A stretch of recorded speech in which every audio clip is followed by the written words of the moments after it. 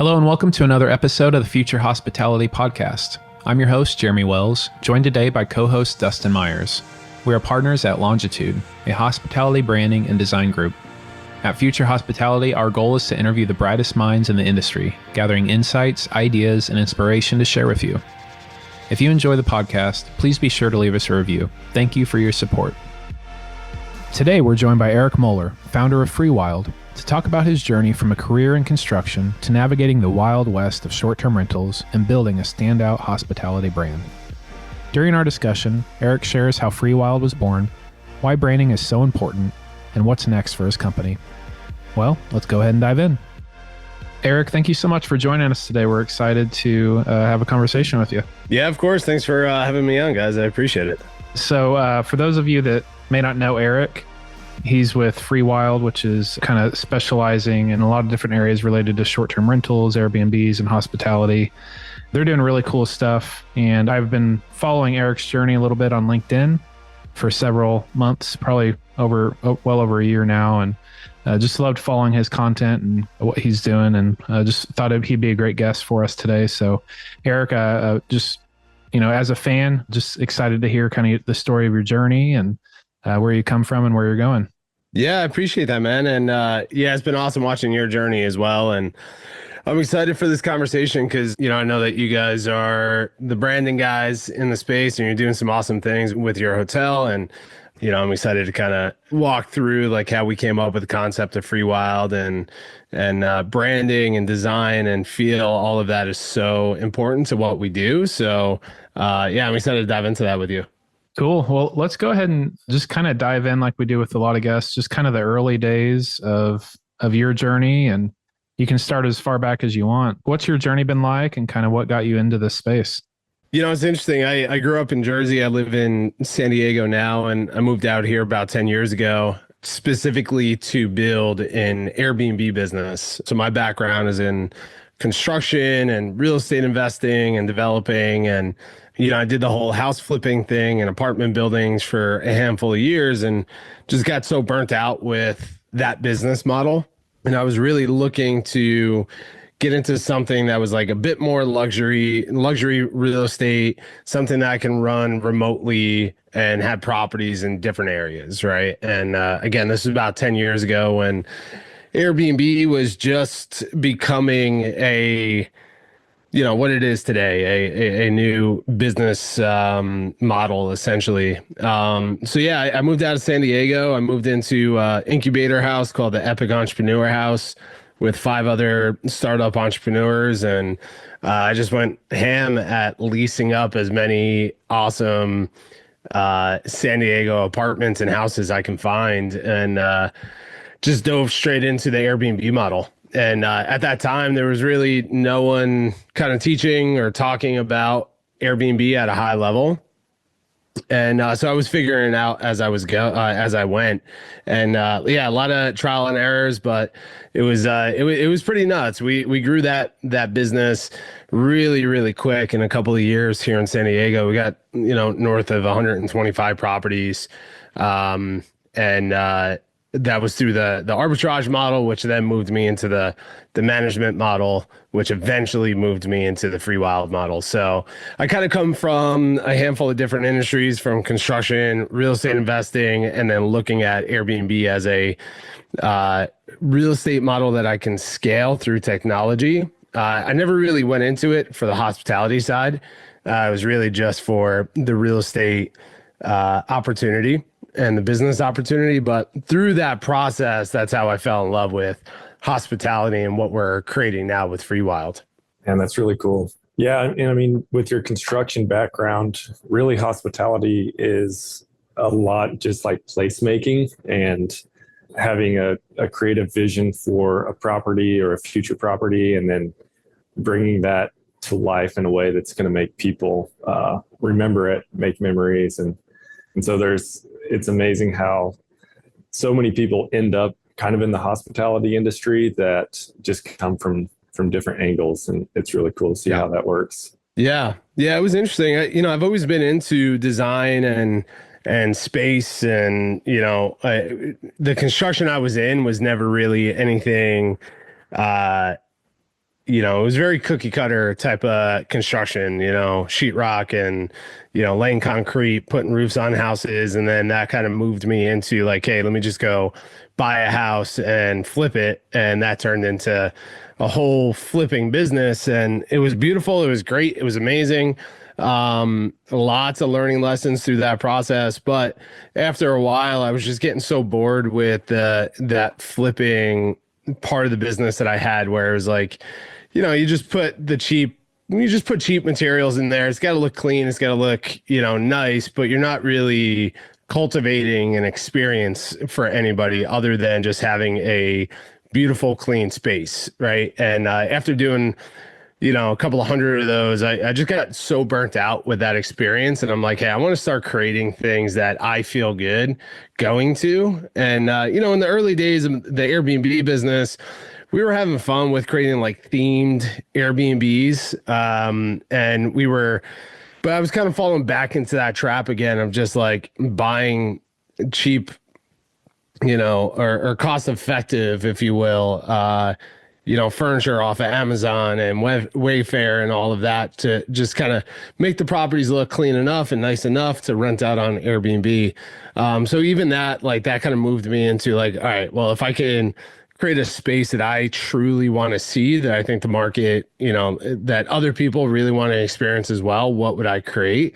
And that question kind of led me to what we're doing now with Freewyld, where we're spending a lot of time on cultivating the experience through the property, the location, but then every single piece of, furnishings that we bring in, from the couch to, utensils, to the colors of the walls, to lighting, temperature. Like, we're going really deep into the experience of that. And I've never had so much fun in business doing that. And then our guests are just absolutely loving it. So yeah, we're having fun with that process. And I'm excited to see what the next few years is going to open up for us when it comes to the design side. Yeah. That's where it gets really interesting. I'm curious, so you kind of are getting into Airbnb. It's still fairly new, not a lot of manuals or guidance from other people. Aside from like the design and experience side, what did you learn kind of from the financial and booking and numbers side in those early days? Oh man, the early days were just like, it was just a mess. I didn't really know how to run a business back then. And, luckily I was living in that incubator house where, we were essentially living in a mastermind where we were sharing our best practices and lessons of these startups. So I was learning as I was going, but I would say the biggest thing that I took away from like those early scale days was like really learning how to build systems in my business. Cause like for a long time, I was the one who was really focused on wearing all the different hats. And it was just, as we were scaling, every single property I took on was just like, it was exciting how fast we were growing, but it just meant more work for me at the end of the day. So it didn't really matter how much money I was making because I wasn't happy. I wasn't excited about it. It was just like, it's kind of crazy to think of like, I moved across the country to build this dream business, and I had the dream business, but I didn't want the dream business because it was stressing me the hell out. And I didn't care how much money we were making because it was like every single time a new owner would sign the lease or allow us to sign a lease, it just meant more stress and work until I really understood how to build real systems in my business to get me out of it. And then once I did that, I started really focusing on how do I hire the best people possible within the business. But this is over years, right? Like it is a long process of school of hard knocks of learning how to do this. But yeah, and then the early days were crazy because we were signing property. No one was really doing the arbitrage model. It was kind of new. So we were negotiating with these owners, taking over their vacancies, and we were making an outrageous amount of money on these properties, like 2 to 3x our rental amount, or 2 to 3x our rental amount. So every property we brought in, we were making thousands of dollars of profit per month. That quickly changed once the market really started getting saturated and regulations and other competition came in. But the early days were, it was like the Wild West. It was pretty nuts to experience all that. Eric, and the arbitrage model, for those that are listening that might not be familiar with that, that's where you basically, take over an apartment that's not leased and you rent it from them for a negotiated fee, and then you basically run that as Airbnb, correct? That's kind of the model in a nutshell. Yeah, exactly. So, if you think of like corporate leasing, right? A corporate leasing company will go into a big apartment complex and just lease out, say 100 apartments, and they become the corporate leasee, right? That's on the in the building, and then they go ahead, stage it, and release it to other people. We were taking that same concept and doing it in the early, doing it in Airbnb in the early days.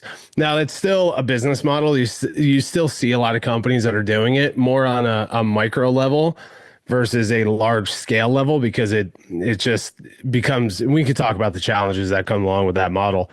But yeah, essentially, because I was a real estate investor, I had a relationship. I had a big network of real estate investors in San Diego.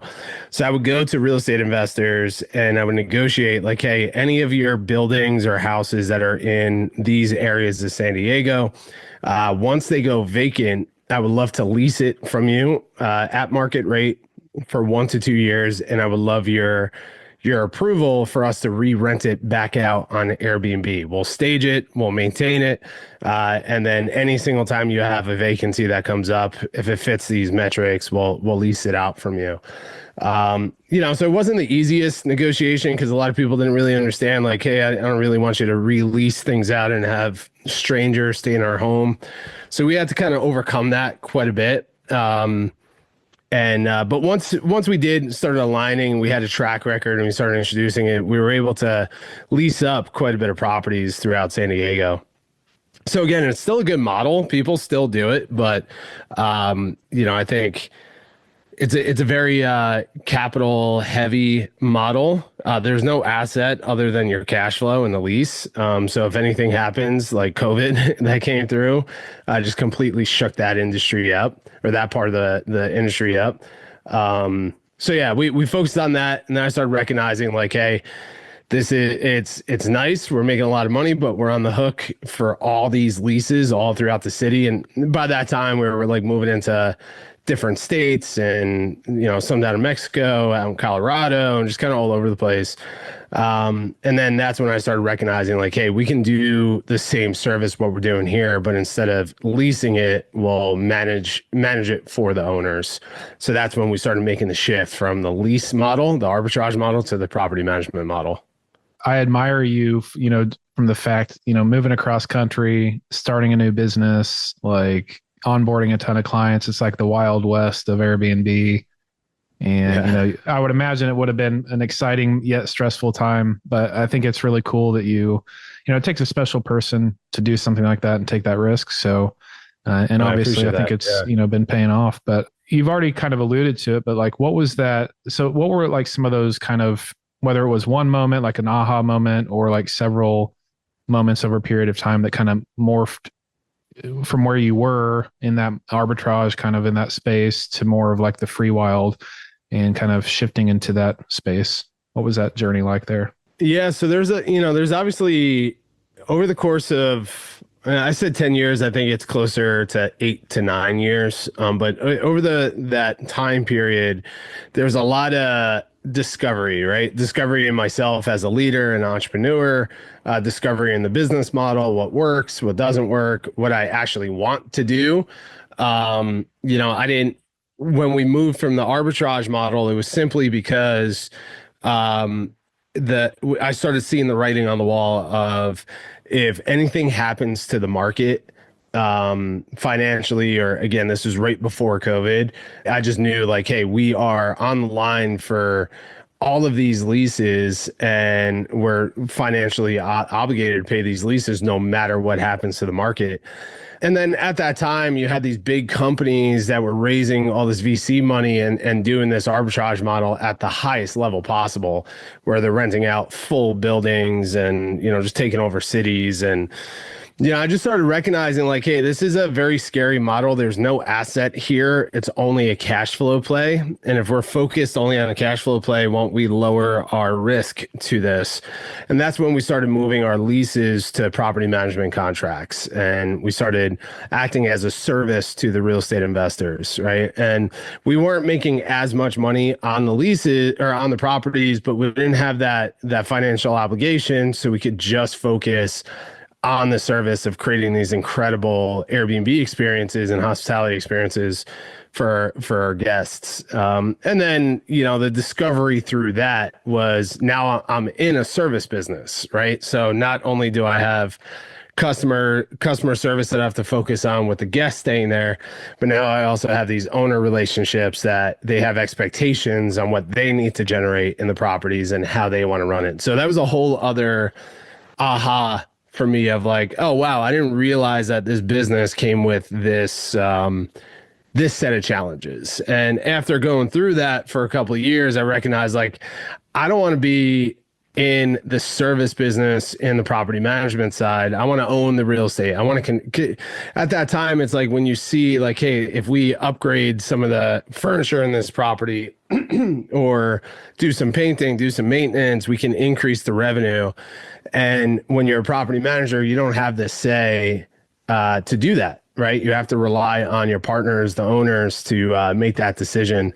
And after, experiencing this a handful of times, I recognized like, hey, the best way for me to control this entire experience for the guest is to own the property. So I took, we did this in phases and we did it over a course of a year and a half. But, I took my time to develop out the philosophy, the vision, the brand direction of Freewyld, and like, hey, if there was no limitations, if I could do anything, and if anything was possible, what would I create here? And then we just slowly just started building the brand and the vision. And then through there, I started attracting in team members and investors that bought into the vision of Freewyld. And we took our time and we found the ideal property in Idlewild, California to launch this model. And, we took a lot of risk on doing this, but it's been paying off incredibly. And that completely changed my life. And for the first time, of all the models and all the businesses I've been involved in over the last few years, Freewyld is the thing that I'm most excited about. And I see this as a generational company. It's something that, I plan on building Freewyld locations for the rest of my life. It's not something just to make money. We obviously are focused on profit and focused on making a lot of money and generational wealth through this play. But if it takes us, whatever the timeline it takes us, that's fine with us because we're having fun through this process of controlling the entire asset and experience. That's amazing. Yeah. It's one thing to have good ideas that you think are good, that you hope somebody else will implement. And then it's another to have that autonomy to just do what you think is right and see if it works. And it's 100%. Definitely a lot more fun on the second version. Yeah, I mean, and then especially if you're creating something for yourself that you enjoy, right? And it's like that's what I was creating was like there was a big at the time there was a hole in the industry of design forward properties that had a brand that people can connect to, that had certain missions and values that were behind it, but that also merged with this Airbnb travel trend of like, I'm staying at Airbnb for a reason, right? A different experience than a hotel. So how do we merge this like hospitality industry of like design forward, brand forward with the Airbnb independent travel industry? And, it came out to, and we risked a lot. I didn't know if our design choices were and the investment that we made into the property was going to pay off, but people have been absolutely loving it. And, now we're on the process of expanding, developing more cabins up there, and then acquiring our next location, which is pretty exciting. Yeah, very cool. So with the Freewyld model, you own all of your properties, or do you also still provide a service to other property owners to kind of come into the fold? Yeah, so we've decided as of now not to take on any property management clients. In the future, part of our business model is I do see in the future us acting as a flag to real estate investors and developers, simply to just help us expand the model a bit more. Plus, through this process, we're building an incredible team, incredible culture and standards, and like we're figuring out in our own way how to really just create something that just outperforms the market, right? So, in the future, and we have certain opportunities, different developments and hotel opportunities that we're looking at. But my dream, my goal, and the main business model is to acquire all of our properties. We own the property, we design it, we build it ourselves, develop it ourselves, and then we run it under the Freewyld brand. Yeah, it certainly makes sense to work out the kinks and kind of hone the exact product. And then if the time comes to open that up for other people to benefit from, you've got everything in place. So that's really cool. Yeah, it's a lot of fun. It's a lot of fun right now. What do you think it is about Freewyld that makes it compete so well in the markets you're in? What's your secret sauce? I think brand is everything, as you guys, I'm sure, would agree. Is like, I think, especially nowadays with Airbnb just being saturated with so many different properties and hosts, and as a guest, you never know what you're going to get, regardless if it has all 5-star reviews and whatever else, beautiful photos. You have no idea what you're going to get until you check in. And you don't know from the product side and from the hospitality side what you're going to get. So I moved all my chips in on brand, and we've been seeing this over the last few years. It's just like more and more branded hospitality stays are popping up in the air quote Airbnb industry.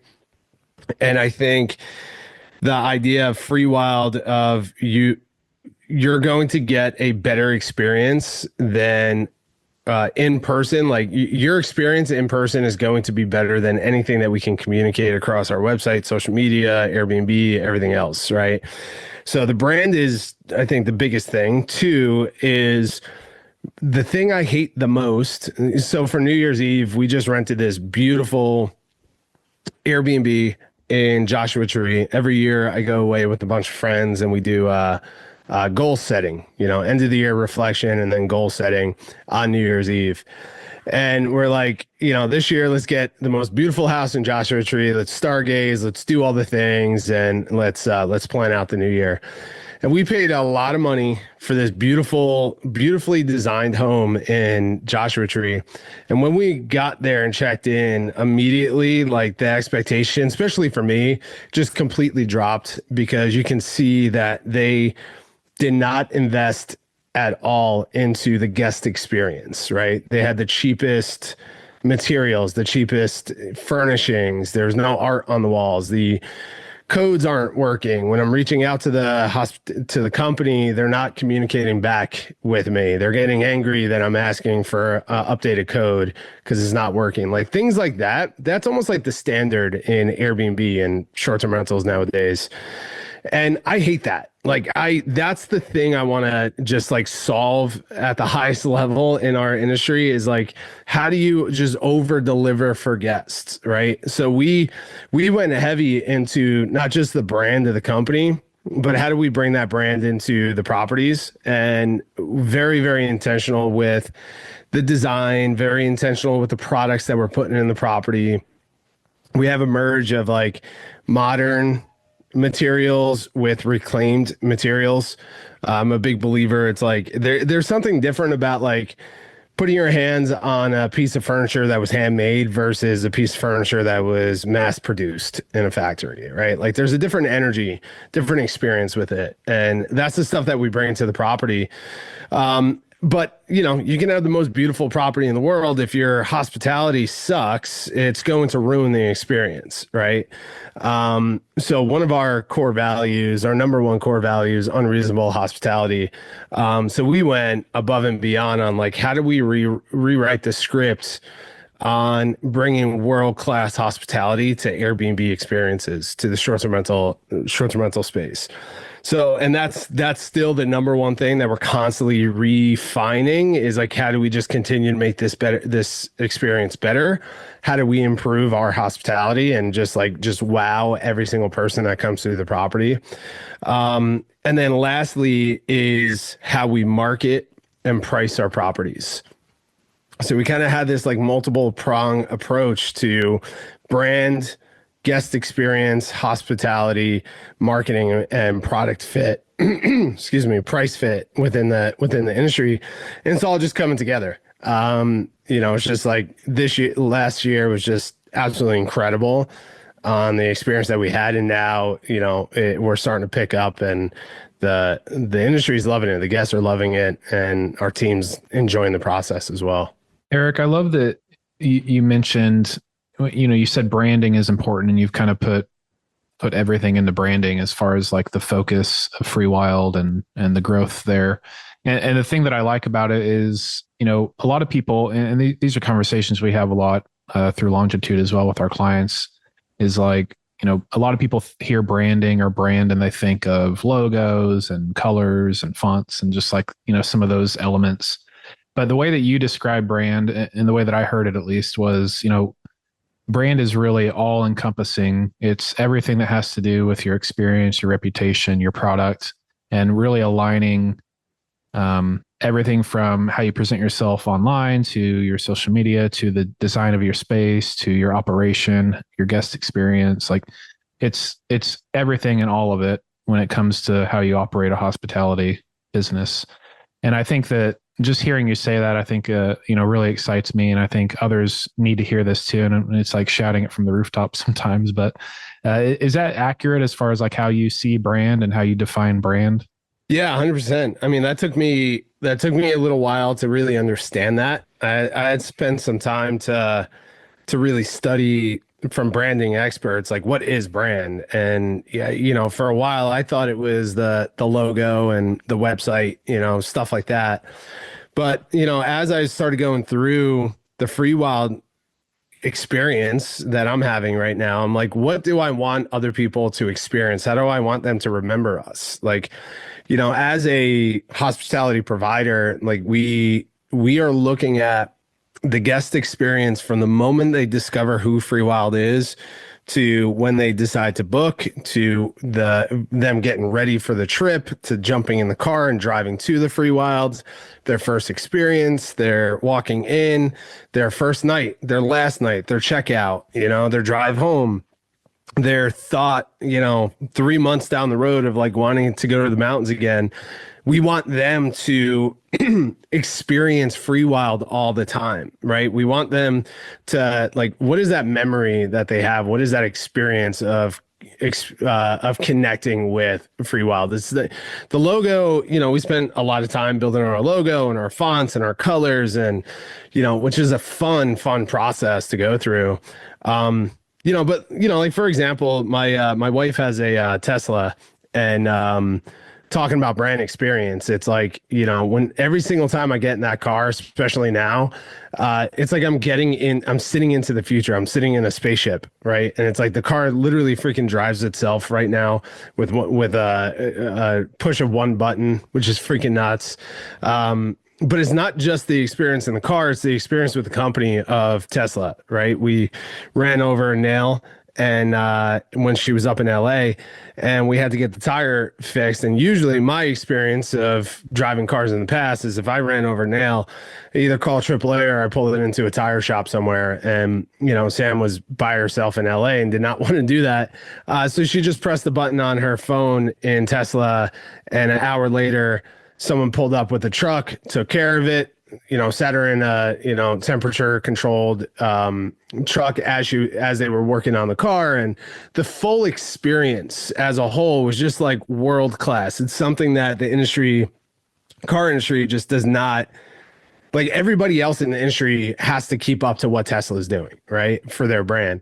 And that's, to me, the entire experience of a brand is not just the logo and the look of it, but the experience and the feel the feeling I have when I interact with that company or that product. And, I see some companies doing that a lot more now. But I see, at the time when I launched Freewyld, I saw some companies moving into that space in the short-term rental space, but 99% of them were just focused on heads and beds, cheap, cookie cutter designs, didn't really matter. Automating everything through technology, all hospitality is just like an inconvenience to them. And we're like, hey, the hotel industry has been here forever, and the companies that outlast every single dip in the market and competition and challenge, like they really focus on these key pillars of like brand and guest experience and world-class hospitality. And, I felt like the short-term rental industry needed that. They needed that injection. So that's what we focused on with our small little boutique brand that we have. But yeah, I mean, full circling back around, it's like, what's the full experience from the moment they find us to 3 months after they stayed at a property and they're thinking of going on another vacation? How do we spark a memory with them and a positive experience with our company? So to me, all of that is brand. Yeah, all of that is brand. That's awesome. Well, you guys are definitely doing the work and knocking it out of the park. And I'm sure that, it's definitely keeping you and your team busy. But I know that, before our interview, we had connected prior to this, and you had mentioned that you've been busy with some other endeavors as well. And you kind of mentioned this, I think, as far as one of the secret sauce to Freewyld is like, being really strategic and thoughtful with the market and pricing of your properties and, basically like revenue management, it sounds like, and really getting into, dialing that in for your properties. And it's, from what I understand, you're, working on another type of business that specializes in revenue management. Yeah. So, I mean, the real estate industry moves really, really slow. As you guys know, it's just a slow industry, and you got to be patient through that process. And, I'm very ambitious. I want to grow Freewyld, and we want to have a lot of locations and a lot of keys, but because we want to control it and we want to buy it, that just takes some time to do. And if we're doing developments, that takes time as well. So I ran into this dilemma as a founder of like, how do you grow this incredible business that you're so excited about, that's working, that people love, and hire the people that you want to hire to help build this vision and excitement in an industry that moves super slow in the beginning, right? And there's a couple of different routes you can do. You can be extremely patient. You can raise a bunch of money from investors, or you can figure out how to leverage what you guys do really well as a service for others. And so we mapped out all the different things, like what are we the absolute best at in the world when it comes to what we do in Freewyld. And we played with the ideas of like, do we go into full service management under Freewyld, where we take on other people's properties and do what we did for ourselves, but for them? Or are there different aspects that we love that we can outperform anybody else in the world? So through all of that took us about 6 months to like really get clear on where we wanted to bring the most value to the industry. So we launched, in the beginning of last year, we launched the service side of Freewyld called Freewyld Foundry.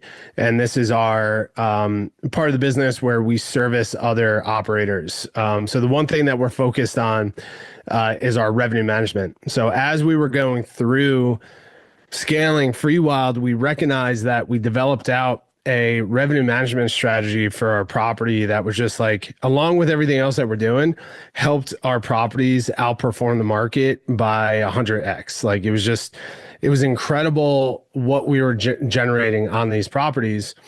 And when we looked deeper into the revenue management industry, we recognized there was a huge opportunity there, because there's a lot of solo warriors that are kind of doing revenue management stuff, but outside of technology, there's no experts that are focused on how to maximize revenue on portfolios. So yeah, we rolled this out in the beginning of the year, and it's caught on like wildfire. It's been absolutely incredible.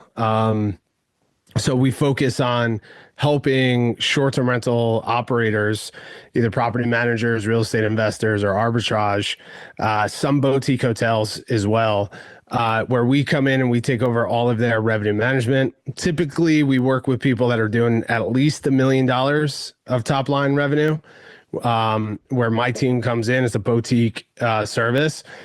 And we just completely transform their revenue management, and we take that over as a service. So as of right now, that's the number one thing, along with our cabins. That's the number one thing that we're focused on, and it's been absolutely incredible, not just for us, but for the clients that we're working with as well.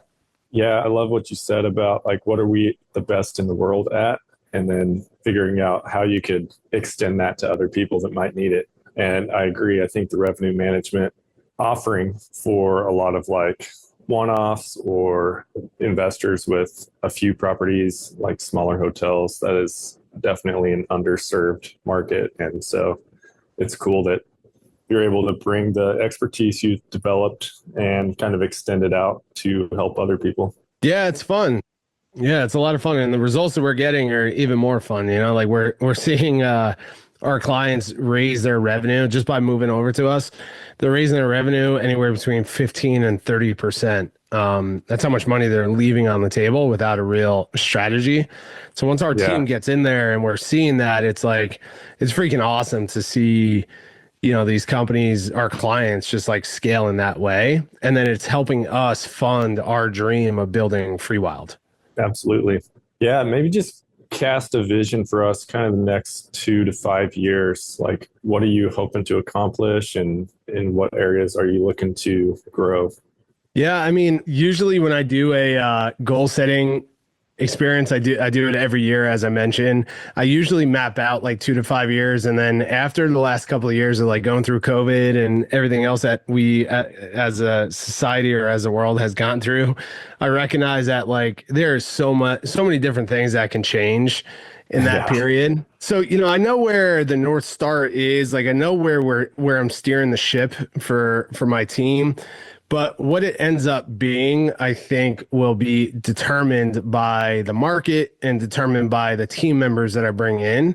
I never saw a revenue management part of my business plan. That was never part of the business plan. But we started recognizing like, hey, we can do this service better than anybody else. And we have a world-class team that specializes in this. We might as well start helping some people. And then through that kind of turned into this part of the business that we just absolutely love, and just having so much. We were celebrating today some clients that have they've had the best low season they've ever had in their business because of the revenue management strategies, and that stuff's fun. That's fun for us. So, you know, where we're going to be in 2 to 5 years, time will tell. But you know, overall, the vision for Freewyld is, you know, we want to be a world recognized hospitality brand that focuses on these boutique cabin villages that are within a 2-hour drive of metro areas, right? And we're focused in the most beautiful nature locations, and our whole ethos of the company at the end of the day is helping more of our travelers get into what we call wild mode, where when you come to our cabins, we encourage you to disconnect from your cell phones and your devices. And we have a fun way of how we do that and help them disconnect.